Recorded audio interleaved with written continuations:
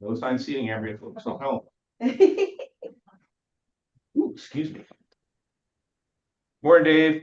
Morning, Dick. Morning, Morning. Dave, I forget. Where are you at today? Alexandria. Okay, all right. I wasn't sure if you were traveling or not, but anyway, it's great to have you here. Yeah, thanks.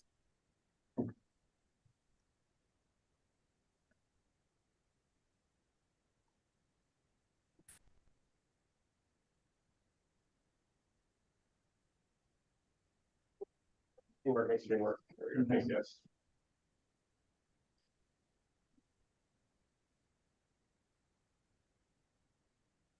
Raffle or look.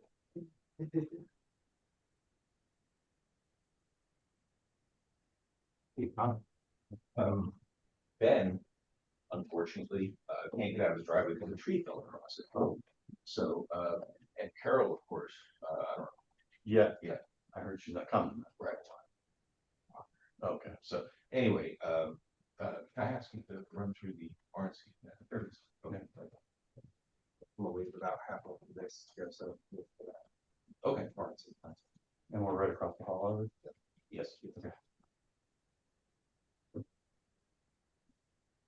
Is everyone we're expecting?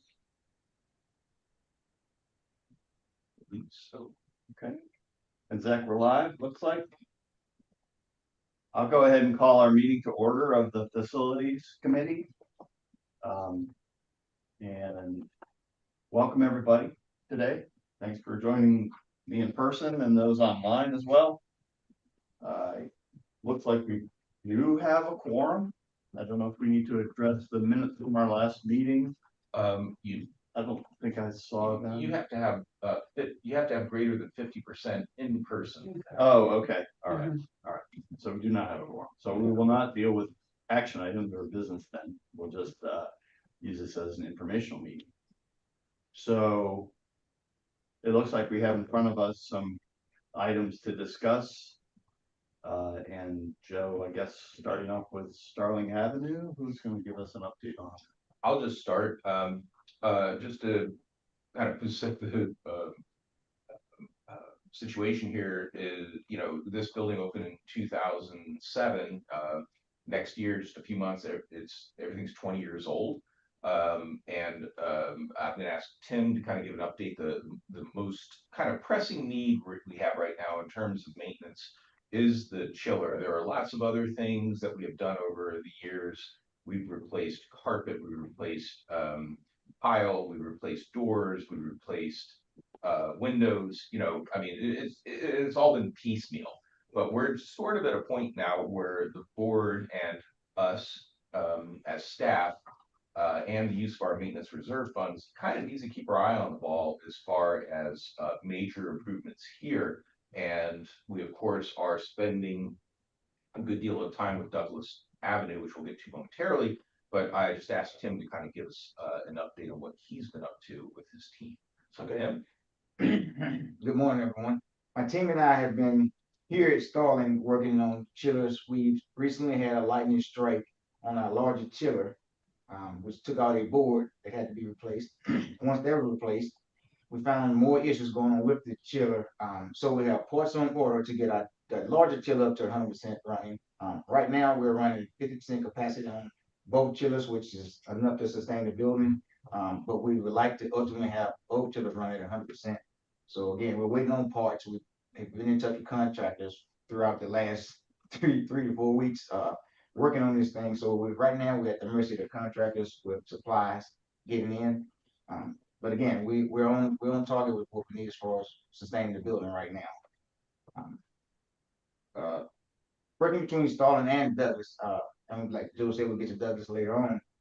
It's been a challenge because we have short staff, but RNC has stepped in to assist us with a lot of things, and we're just working on all these problems as we go along. And Tim's done a good job.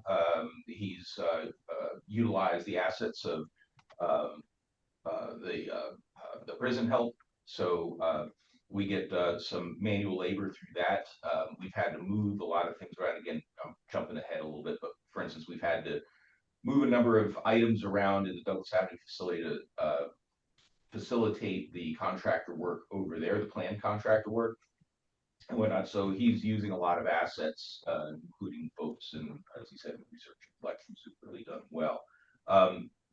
So we feel confident that moving forward, we can get the chillers to a point where we're comfortable. And what I mean by that is, and Tim, correct me if I'm wrong, but my understanding is running our chillers at 50% is adequate, but of that 50%, we're currently using about 75% of that 50%, right? You know, in other words, we're not at full power on Yeah. either chiller. Right, because the smaller chiller wouldn't be able to sustain the building, so that was the need to have the big chiller run. And again, once the lightning zapped the board on the big chiller, we were scrambling. So we were a few days in here. We had high humidity, and we're still battling humidity throughout the building. But we're targeting getting this chiller running up and running 100% within the next 2 weeks, hopefully. And that's what I'm being told by the contractors. So I'm a yeah. little, if I may, I'm just a little curious, and I you may have said it, but and I may have missed it, but beyond the board being damaged by lightning, what other issues actually have you found with the chiller? On the larger chiller we found problems with our expansion valve. So there were a couple of solenoids that needed to be replaced because the chiller was showing low suction, low suction on both chillers, as a matter of fact. As perfect as it has been, it was like perfectly hot, warm weather, and both chillers had issues at the same time. Luckily, we were able to sustain both chillers at 50%. So right now, we're just waiting on transducers and other parts like that to come in. All right. And at the age the chiller is, these parts are hard to come by. So that's the problem with getting these parts in now. Right. And Thank you. Dick, I also want to point out, just talking with Derek, and Tim, please elaborate. This was just casual conversation with Derek in front of the computer that has our software that runs the environment. For some reason, we have our software that monitors the system showing airflow, for instance, at an appropriate rate, right? But when you go into that area, it doesn't feel right. So that's very qualitative, you know. So I know Tim has been working with the contractor who runs the software, and the contractor who runs the hardware are lining up their calendars to come for a simultaneous visit. So we hope that they can resolve it, because they see what Derek sees. And, you know, he showed me yesterday, he says, you know, this one classroom is running at 850 cubic feet per second, or whatever the measure is. Right. And you can go in there and it feels stale, you know. So there's something fishy going on, and we're hoping that this joint meeting between the two contractors can pinpoint what's happening. Yeah, you may have some sensors that have gone bad or something. Yeah. Okay. We're doing that. What Derek is talking about as far as what he showed Joe is, when you go into the system, we can look and see it's showing it's running 100%. But when you go into the room, there's actually no airflow. And that, again, with the age of the building, we have actuators that have not been moving back and forth. So you have to go in and manually start these actuators to run, and to opening and closing. Once that happens, the system picks it up and they come back online. But that's a lot of we had retro commissioning done with 4 years ago. Wasn't long. Yeah, and all of these things were supposed to have been caught in the retro commissioning, but as we come back several years later and we had lightning come inside the building, we have lightning protection on the system. But for some reason, this area has been notorious for a lot of brownouts and lightning strikes. So we're fighting against that as well. But things are coming along. But again, at the age of the building and the actuators, so we have Derek and Darius, our HVAC guys, working manually, going in, verifying that this thing is actually doing what the system's saying it's supposed to be doing. So it's a lot of involved. So everything's fine, but I mean, it's just So you say, yeah, that's all. Yeah. yeah, the team is working diligently on addressing it as best as we can. So how does that impact our maintenance budget? Is that something we need to talk about, or is some? Well, you know, so we of course have dedicated a lot of our maintenance budget for Douglas Avenue, because as we're going to get to, we've got asbestos abatement beginning Monday. And the next step was or is to be replacement of chillers over there to control humidity and so forth. I would like to get a feel for where all this is going, particularly with the joint meeting of the contractors of our system. If we should recommend to the board any kind of adjustment that needs to be made, we've got to make Starling Avenue a priority, right? You know, so if we start to have problems with collections and so forth, that has to be addressed. Yeah. You know, there's just no question about it. So if we feel as though the contractors tell us something is dire, then I would probably come to you and call an outside of normal schedule meeting of the facilities committee, you know, to address this. And if we have to make adjustments and adjust our schedule, then that's what we have to do.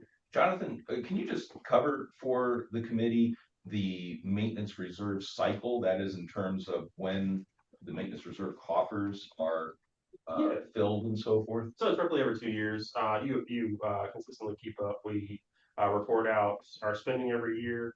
I think last year we spent something like $345,000 maintenance reserve on several different projects around the museum. And then they kind of every 2 years they issue debt. So they do the big bond issuance, and a lot of that goes to deferred maintenance money. So I work with our budget analysts. Right now, Douglas, obviously the priority. We've got about 1.2 million set aside for that. Plus there's the other funds that we have for this building. So the question is, you know, there's enough funding to do Douglas, or there's enough funding to go for the HVAC here. So we'll need to make a decision. Okay, And then we'll get That's coffers refilled. right. That's So kind it of could what I delay was us 2 understanding. years. A cycle like A cycle. Yeah. Yeah. Yeah. So that's If I can ask another question at this point, are we relying predominantly on maintenance reserve dollars to take care of building maintenance, or do we actually have a line item budget for ongoing regular maintenance? So we have both. Yes, Okay. smaller projects under 25,000. We've unfortunately had to have several projects in the teens, a few, you know, $10,000-$15,000 here lately, which we don't necessarily enjoy. But yeah, so there is a line item. There's Tim has his budget that he works within to get these things fixed and try to keep them moving along to put off that larger, big, you know, HVAC. Right. Right. Yeah, Dick, it's not a lot of money. We project out about $37,000 in equipment maintenance, and we have a separate equipment line item at $50,000. So it only takes care of a few projects, right? So we are pretty reliant on maintenance reserve. I mean, as this is obvious, and Jonathan points out, if we've got bigger projects above 25,000, those go in the maintenance reserve bucket. But the lightning strike, the immediate need was a board, which ran about $10,000. Total project, Yeah, 13. well, with the board, yes, around $11,000 total. Yeah, so that just had to kind of come out of the appropriation line item. Sure. I mean, yeah, those are difficult things to anticipate. Now, I don't know if this is the appropriate time or not, or if you want me to wait until open discussion, but I do want to, I mean, this kind of speaks a little bit to reactive versus proactive maintenance approaches. And I'm curious as to where we are regarding thinking about computerized maintenance management systems and trying to identify what our preventative maintenance needs are. Well, Dick, I had Joel working with you with that, and now Joel has since went out with knee surgery. So once he gets back in the facility, he'll make contact with you, and we're gonna further pursue what we were discussing. Okay. Any other questions about Starling? I guess we've already kind of touched a little bit on Douglas Avenue, but you want Yeah, I mean, Tim Tim. and his team have been working a lot. Yeah, we met with the asbestos abatement team on Wednesday over at Douglas at 10:30, and they told us, well, we asked when we want to start, and they said Monday. So we had to scramble Thursday and Friday, getting the areas prepared for them to come in and do the work. So the research and collections team came over, and what we thought would be a 3-day job turned to like a day and a half, thanks to the other side research coming in. We also had the prison inmate help. So we're ready for them to come in and start the abatement. Yeah, one thing I learned from the process was, the team months ago had cleaned out the rooms that had the asbestos tile on the floor.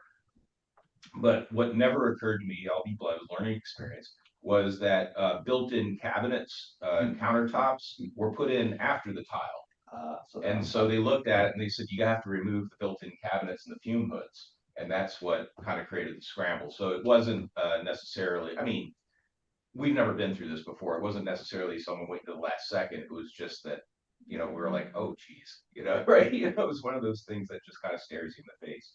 So, we got knocked out. Yes, we did. And how long do they anticipate the abatement to take? He said 2 to 3 weeks, I thought he mentioned. Yeah, 3 weeks max, yes. Some of the tile is already loose. I mean, when you Right. walk on it, you can feel it, but it could very well be that there are bits that are gonna be difficult. We just don't know. So, but yeah, I think, they're spot on. It'll take less than a month to get to that. Jonathan's already reached out to, Dave Lyle, our primary contractor, to begin the discussions of, Next steps. yeah, next step. So developing the plan for chiller replacement. So we're trying to attack the issues in depth, but that comes back to Starling.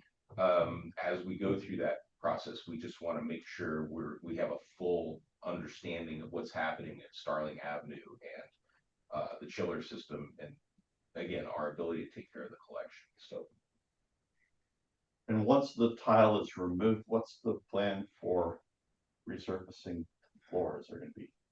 Down the line. Don't make. chillers at first. Yep, Yeah. first. Right, and we do, and that's one thing that, worries me a little bit, and it's just a worry, it's not a crisis, is that we owe AAM a progress report on Douglas Avenue, because we got reaccredited last year, which is great, but they specifically said that they would like to see a progress report, because the site reviewers specifically met with Dave Leibel, our contractor, and they were confident we're moving forward, which we are, but if we've got to change direction, I'm not saying it's gonna jeopardize our accreditation, but it might make that, communication process, because all this moves very slowly, a little, I don't know, just a little more complicated. So, once, I mean, in fact, hasn't Dave and his team already identified what could be done as far as floors, resurfacing, Yes. painting, Yep. wall replacement, and so forth? So a lot of that has already been identified. It's just a matter of putting it into the maintenance reserve budget and. They had a commercial kitchen at one point. Oh, yeah. We missed that. Commercial what? Commercial kitchen. Oh, my Yeah, gosh, that's okay. good. So, yeah, part of our, Little extreme. value engineering was taking that out. Yeah, we sat down and, I mean, they were just going through what they always do, and so they laid out a building as though it was, gonna be our new home, like we were reverting back to Douglas Avenue. But, as such, we communicate with them about what our initial needs are. Yeah. It's not that we can't put a kitchen in later, but we don't have a need for it right now. Any questions about Douglas Avenue?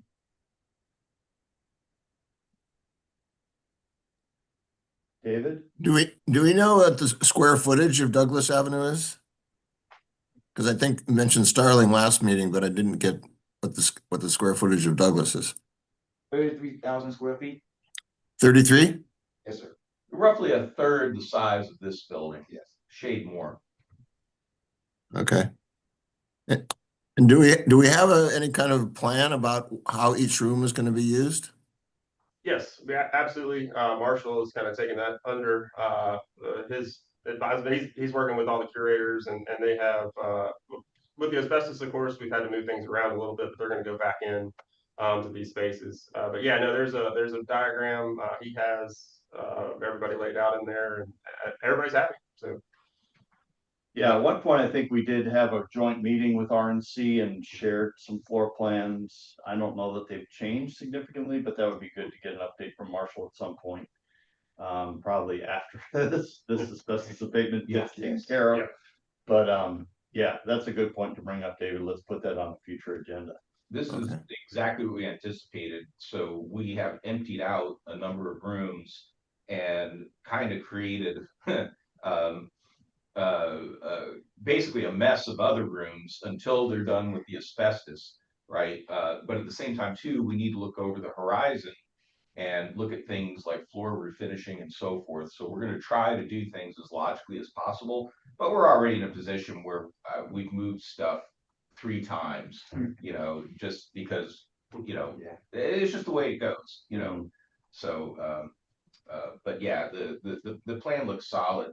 And, you know, as I've mentioned before, there is going to come a point when we're done with the main parts of Douglas Avenue, the board is going to have to decide, what do we do with the rest of the building? Are there opportunities for, I mean, you know, can we communicate with other agencies to see if they need storage and create a revenue stream for ourselves? Is there something we can do with the visitor experience? You know, do we have the capacity to do that? You know, I don't know the answer to those questions right now, but it's something that we will be discussing down the line once these major overhaul projects are completed. And that would probably be above and beyond our maintenance reserve support. Yeah. We'd have to propose something, Mhm. like at times we've talked about creating room for researchers to stay or something like that. That would be above and beyond our maintenance reserve. We'd have to. That is true.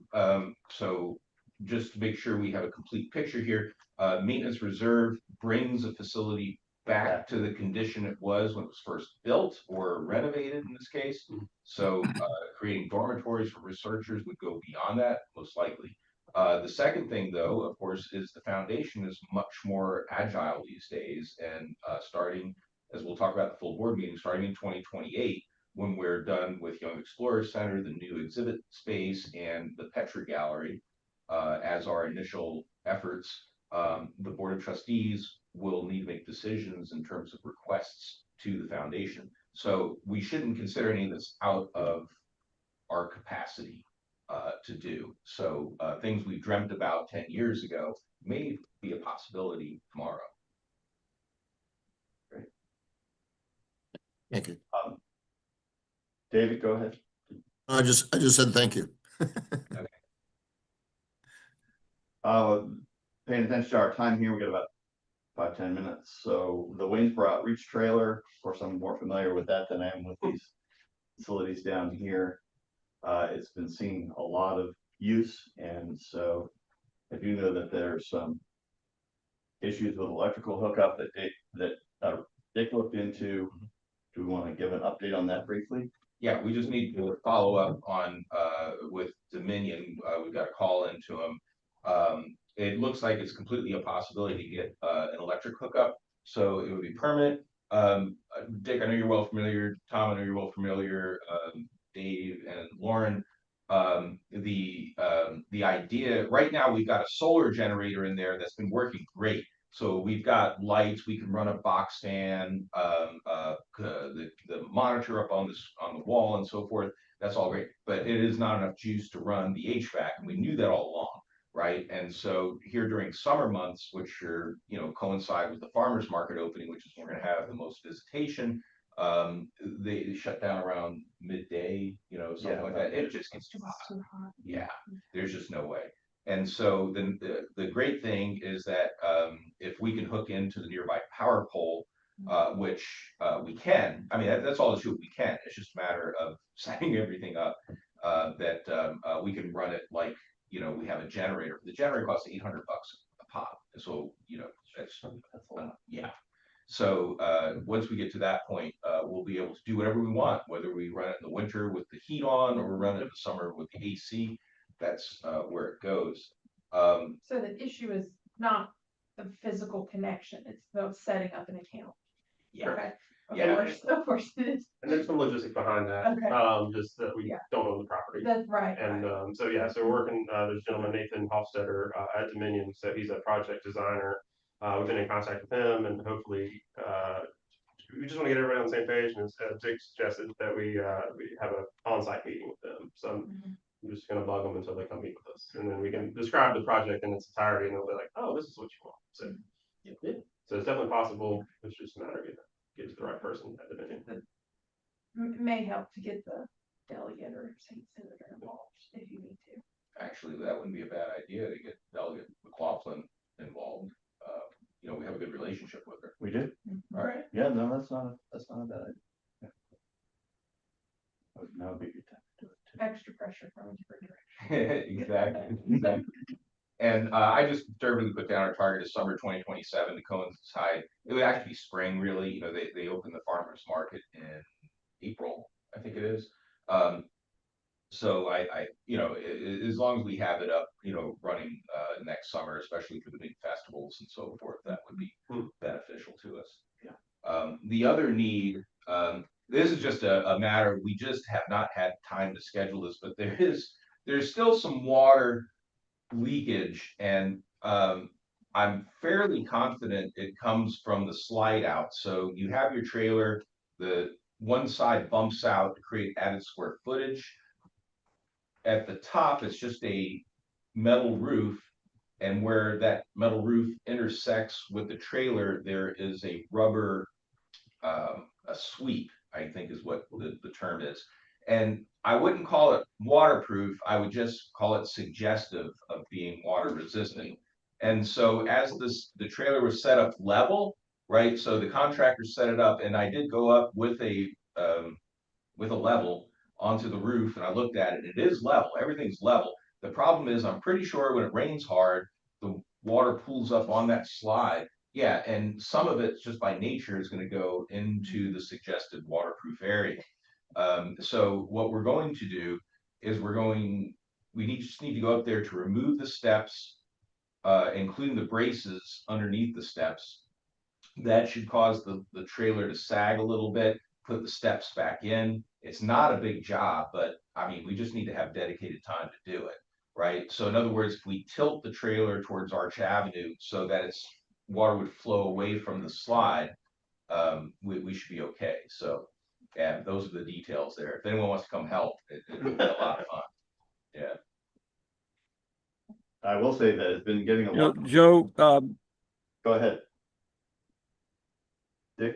yeah, one of the things that I know that they do for recreational vehicles that have slide outs is they do make rollout, almost awning type things that go from that top of the roof to the edge of the slide out, which actually, when it rains, allows it to shed it off the side prior to it ever, you know, getting to that roof. So I don't know if they make anything large enough for a trailer like that, but it might be worth looking into. Definitely. I had no idea. I mean, that makes perfect sense to put a tent over it if we can, you know. So Tim, you know, Derek's good at that kind of stuff. Maybe he can look into that for us. Okay. And actually on the way to Waynesboro, halfway there is a oh gosh, what's the camper store? It's one of the national brands. Camping World, Pardon me? Camping World. It might be. Yeah. I can't remember, but there's 1,000 RVs of all various shapes on the lot. So Yeah. maybe we can even stop in there on the way up to the next WAC meeting. So yeah. Okay, great. Looking at our time, we're getting close to the hour, and I know we have a meeting coming up, so I want to respect that. And we'll have on our agenda coming up to talk again to Marshall about an update on the layout as suggested by David. I think we'll reach out to Delegate McLaughlin to see whether or not we get some help from her. I have a couple of questions too. But I think for now, we'll go ahead and adjourn this meeting and look forward to seeing you in a month or so. All right, sounds good. All right. All right, Dave, thank you, Dick, thank you. We are getting things set up. Does RNC have a Zoom? Education. In here. No, does RNC have a Zoom? Yes. Yeah, that's what Ryan Ryan just just went turned it over. Okay, Set up. so if you guys want to join the RNC meeting, Should be running. yeah, so that should be up and running here shortly. Education's in here or downstairs? Yeah, It's in here. it's in here. They were They put